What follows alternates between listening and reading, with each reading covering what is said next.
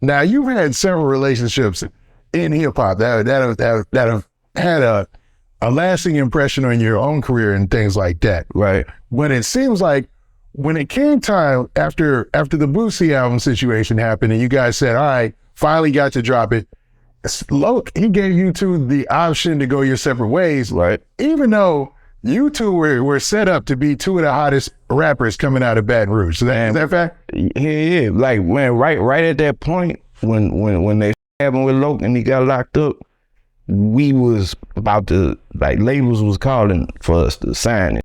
Like, we had built this back up to, you know, where it's like, man, they gotta come get us, and that happened, bro. So it was like, yeah, it hurted us, but I mean, we still, you know, we still made a way though, you know. So, but that didn't stop y'all from dropping that debut album, right? Which was, I think it was Boosie's debut album was Disrupted by C-Loc. That one, yeah. That's the one that I had to take him to, you know. We went to Houston because Loc's about to say, so Loc still had a house in Houston, right, when he got locked up, right?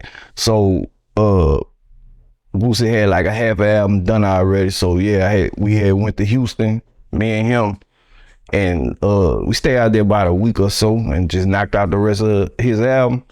And you know, I had to take it to get it mixed, or happened to mixed it, and you know, get pressed up and all that shit, get it to the distributor and all that. So yeah, I was doing my, like, you know, my CEO at that time too, you know, like getting everything going, and so that's what you was talking about, the bootleg thing. Like, yeah. Excuse me. Yeah.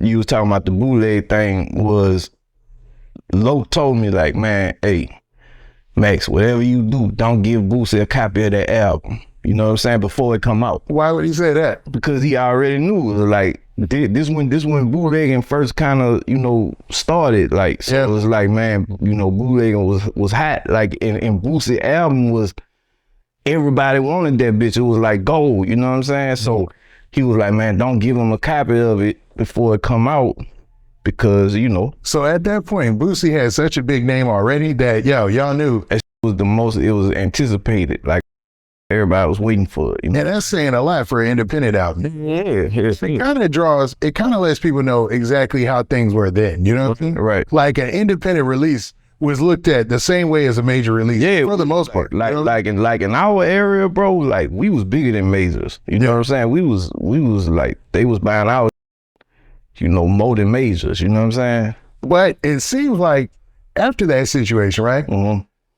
You and Boosie had an opportunity to make some decisions. Mm-hmm. Loc, he made some sort of arrangement with Trill. Boosie went that way.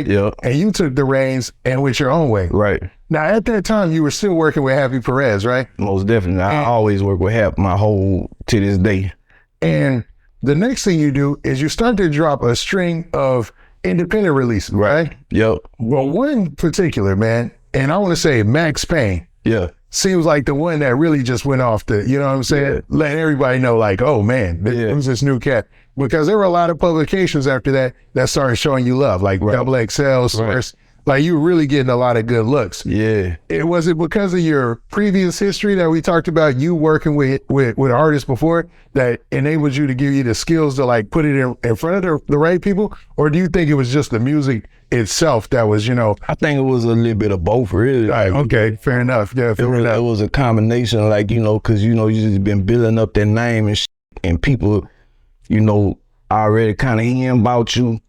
And as long as you just standing on their neck, you know, you gonna keep on going, you know what I'm saying? So it was like that, like, and then, you know, I was moving around with a lot of different people at that time, and, you know, I had people helping me out a little bit here and there. You know, I never really just had a team that was behind me all the time, you know what I'm saying? I would do certain things with different people, maybe like a publicist here or this or that, you know, but not for the most part, like all that Double XL, Source, all that I was on, it like I got that on my own. You know, they just reached out to me, like, cause I was, you know, just doing my shit. But yeah.